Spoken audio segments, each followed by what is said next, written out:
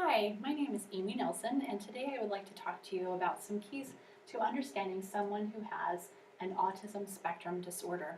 I'd first off like to show you a couple of pictures to kind of illustrate a point I'd like to make. The first picture is a picture of mac and cheese.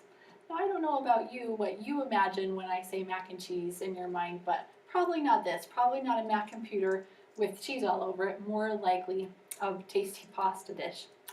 The second picture I'd like to show you is actually the sign up here says hug left curb when leaving.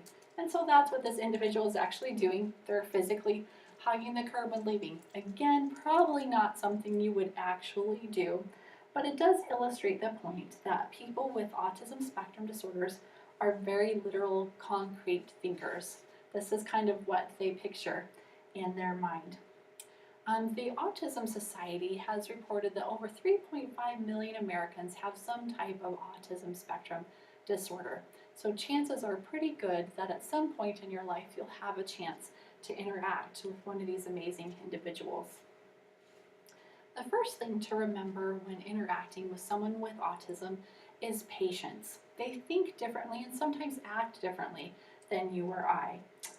They find comfort in facts. They love concrete facts. They tend to develop interests in one or two subjects and just become fascinated, almost obsessed with those particular subjects.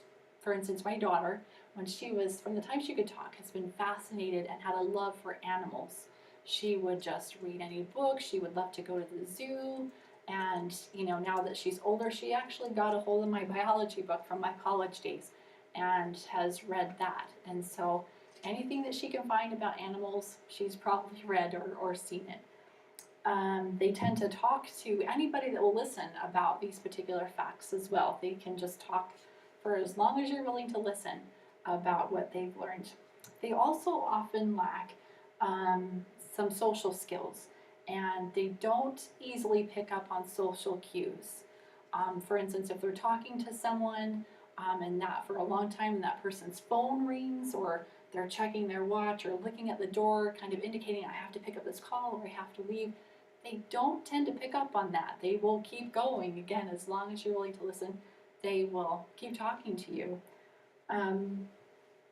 Please don't be offended if when you're talking to someone with autism that they don't make eye contact or maintain eye contact. It's very difficult for them and oftentimes very uncomfortable for them to do this.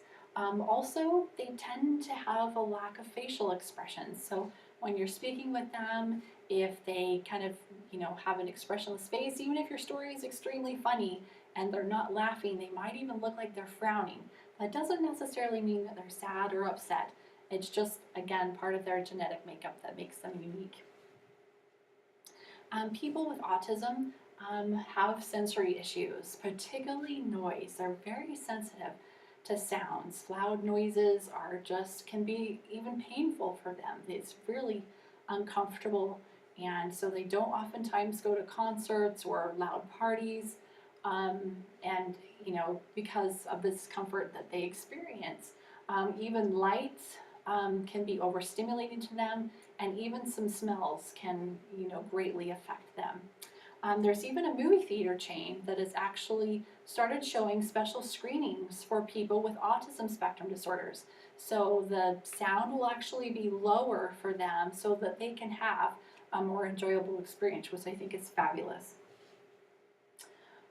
Most people with autism have a difficulty communicating. They don't enjoy it very much, and so especially younger children, you'll see when they're just try to communicate with adults, especially, will use bigger words for their age. They'll use words they don't quite understand the meaning of, or they'll use words in the wrong context. A lot of times they'll actually memorize pages of books or pages from encyclopedias or even movie scripts and recite them, in a conversation. That's not unusual. My brother actually, when we were younger, had memorized the entire movie to Pete's Dragon and just would recite it at any given moment. And he did that so much, my mother was convinced that he had an imaginary friend named Elliot. Um, don't ever count them out. They are amazing individuals and have so much to teach us. Don't avoid talking to them because you're afraid it will be awkward. They just have infinite potential. There's a beautiful quote that I really liked from Ellen Nottbaum's book, 10 Things Every Child with Autism Wishes You Knew. She says, view my autism as a different ability rather than a disability. Look past what you may see as limitations and see my strengths. I may not be good at eye contact or conversation, but have you ever noticed that I don't lie, cheat at games, or pass judgment on other people? Love me for who I am, and we'll see how far I go.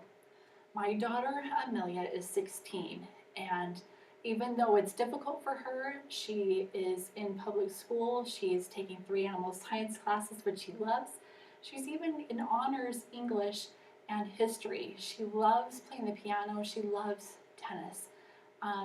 She's just amazing. People with autism are truly amazing, and I hope today that you've learned just a little bit more about how amazing these individuals are. Thank you.